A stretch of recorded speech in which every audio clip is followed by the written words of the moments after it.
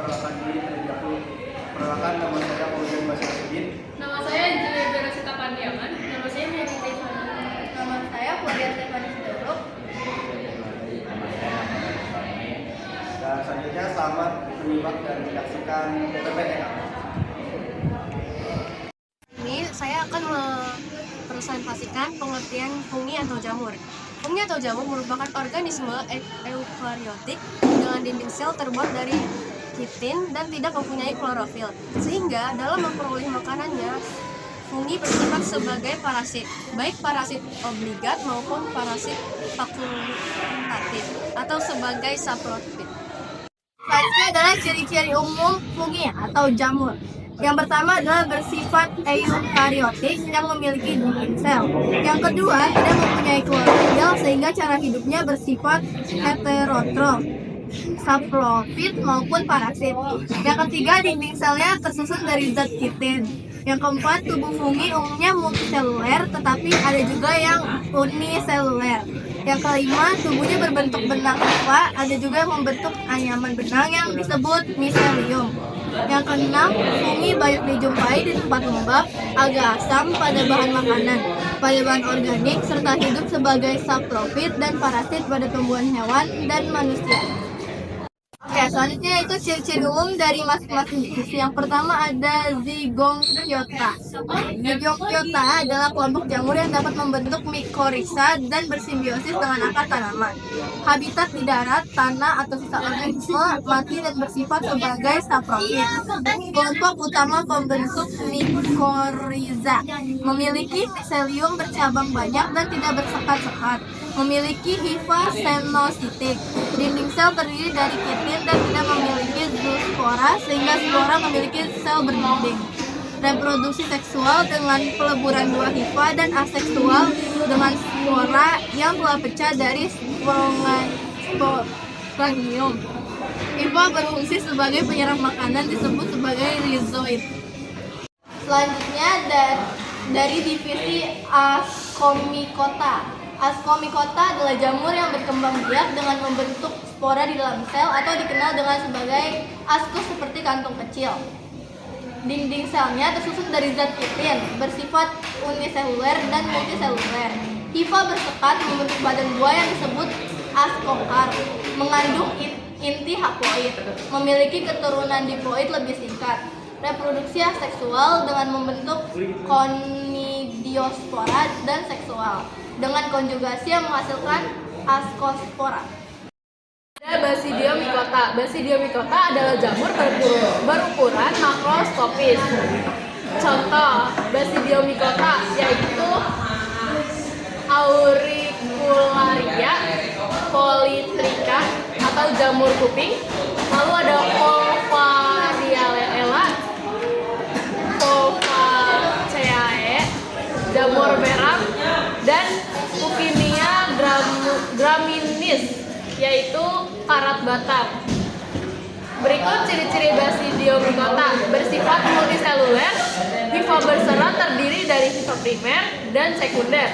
Dinding sel tersusun dari zat kitin, reproduksi aseksual dengan membentuk conidiaspora yang memiliki suatu inti haploid dan seksual dengan menghasilkan basidiospora.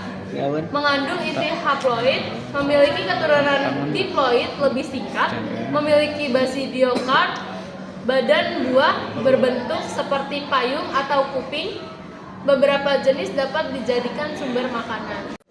Oke, selanjutnya ada Deuteromycota, adalah jamur tidak sempurna karena belum diketahui cara reproduksi seksualnya. Berikut ciri-ciri Deuteromycota. Hifa bersekat dengan dinding sel dari zat kitin, bersifat uniseluler dan multiseluler. Reproduksi aseksual dengan membentuk conidiaspora. Jarang membentuk tubuh buah, sebagian bersifat mikroskopis, hidup sebagai saprofit atau parasit. Struktur fungi. Nah, pada tubuh fungi ada beberapa bagian tubuh. Yang pertama di paling atas ada tudung jamur, yang di bawahnya ada lamela, Lalu di bawah lamela ada cincin. Lalu ada tangkai buah atau batangnya yang disebut stipe. Dan di ujung stipe yaitu volva. Lalu akar merah ini disebut miselium. Nah, di dalam lamela ada yang namanya hifa. Nah, dalam struktur tubuh fungi jamur, struktur vegetatif fungi berbentuk filamen panjang bercabang seperti benang yang disebut hifa. Hifa fungi memanjang bercabang-cabang dan berjalinan yang membentuk miselium. Pada jenis fungi tertentu, hifanya terpisah oleh sekat atau ruang antar sel yang disebut septum. Struktur hifa pada fungi ada beberapa tipe, yaitu sebagai berikut. 1. Hifa, yaitu hifa yang tidak bersekat atau hifa aseptat, yaitu hifa yang tidak mempunyai sekat sehingga antara inti satu dan inti yang lain tidak dilapisi sekat atau membran. Hifa semacam ini disebut senoitik. Lalu yang kedua, hifa bersekat inti tunggal atau hifa septat uninukleus, yaitu hifa dengan sel berinti tunggal. Sekat membagi hifa menjadi ruang-ruang dengan setiap ruang memiliki satu inti. Dan yang ketiga, hifa bersekat berinti banyak, yaitu atau hifa septat multinukleus, yaitu hifa dengan sel berinti banyak. Sekat membagi hifa menjadi ruang-ruang dengan sel berinti banyak. Lalu yang sekarang ada sesi tanya jawab. Soal yang pertama ada, apa yang dimaksud dengan jamur fungi? A. Organisme autotrof yang berfotosintesis. B. Organisme prokariotik yang hidup sebagai parasit. C. Organisme eukariotik yang memperoleh nutrisi dengan menyerap zat organik. D. Organisme yang selalu hidup di air. E. Organisme yang menghasilkan oksigen sebagai produk utama. Udah, ada yang mau menjawab? Saya. Jawabannya C. Ya, benar, jawabannya C. Penjelasannya ialah jamur adalah organisme eukariotik yang tidak berfotosintesis, tetapi mendapatkan nutrisi dengan menyerap zat organik dari lingkungannya. Selanjutnya ada nomor 2. Soalnya berikut ini yang bukan merupakan ciri-ciri jamur adalah: A. Tidak memiliki klorofil. B. Inisial mengandung kitin. C. Hidup secara heterotrof. D. Berkembang biak dengan biji. E. Tubuh terdiri dari hifa. Sampai sini ada yang mau menjawab? Saya. Jawabannya D, berkembang biak dengan biji. Ya, betul. Penjelasannya itu jamur tidak berkembang biak dengan biji, melainkan melalui spora. Biji adalah cara reproduksi tumbuhan. Yaitu selanjutnya soal nomor 3. Bagian tubuh jamur yang berfungsi sebagai alat serap nutrisi adalah: A. Spora. B. Hifa. C. Basidium. D. Sel. E. Rhizoida. Di sini ada yang menjawab? Saya ingin menjawab. Jawabannya adalah B. Hifa. Ya, benar.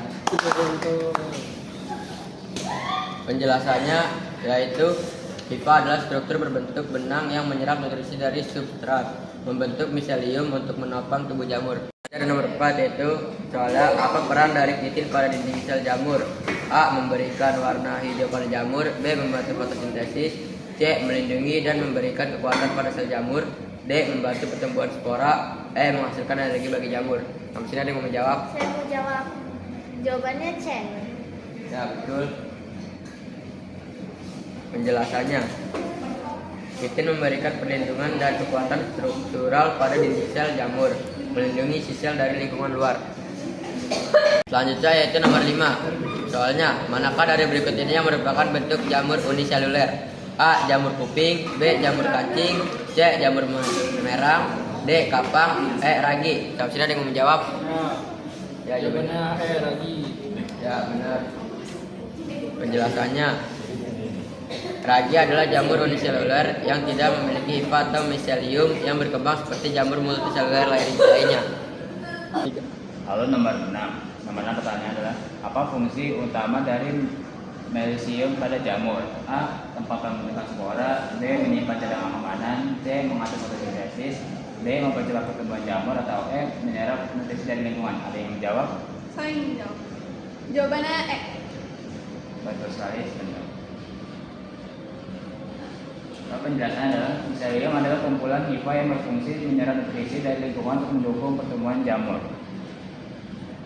Lalu nomor 7, jamur yang memperoleh makanan dari organisme mati disebut A. Parasit, B. Saprofit, C. Simbion, D. Patogen, atau E. Litotrof. Ada yang menjawab? Saya ingin menjawab. Jawabannya adalah B. Saprofit. Mata gue ini kayaknya kelihatan jauh banget. Penjelasannya adalah saprofit adalah